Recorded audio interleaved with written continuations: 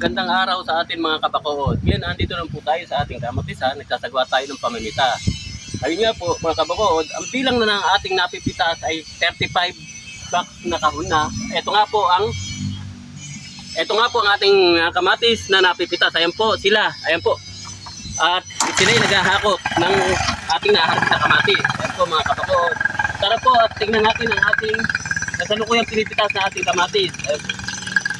Tara po at tingnan natin.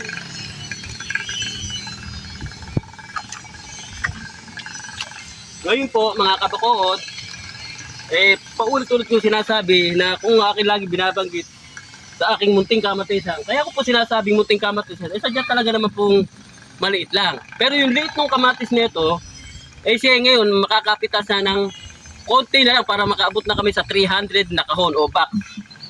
Nakakaano na kami sa kabuang bilang 280 kahon na aming napipitas. Pero ayan po, kung makikita nyo, marami pa siyang bunga at patuloy pa na ha-harvest pa tayo.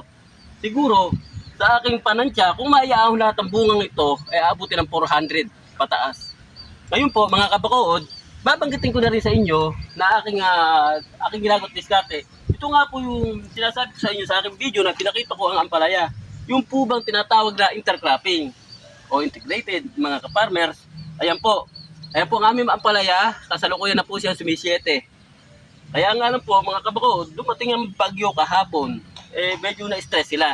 Kaya mga kabakood, mamaya, pag lamig niya, i-sprayan po namin siya ng pang-dumping off o ng pang-ugat para yung kanyang pagka-stress ay manumbalik o matanggal at manumbalik siya sa dati niya sigla.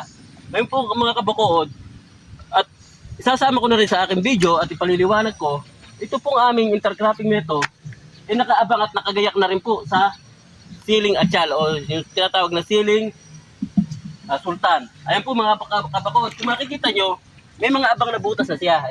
Ayan po ang aking tatamnan na may sukat na siyang 40 cm. Ayan po mga kabakood. Yan na po ang isusunod kong tanim sa ating maliit at kaprasong taniman. Ayan po mga kabakood, tara po, tingnan po natin at sundan natin ang ating mga mamimitas. Ayan po mga kabakood.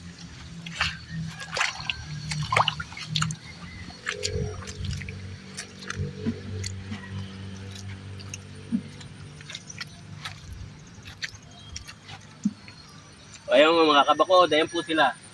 Sila ay kasalukuyang namimitas at nag-aangat o nag-harvest ng ating kamatis.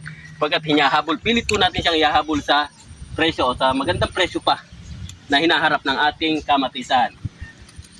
Sana ako pinagpapasalamat sa walang sawang sumusubaybay sa aking munting video. Maraming salamat po sa ating lahat mga kabakood.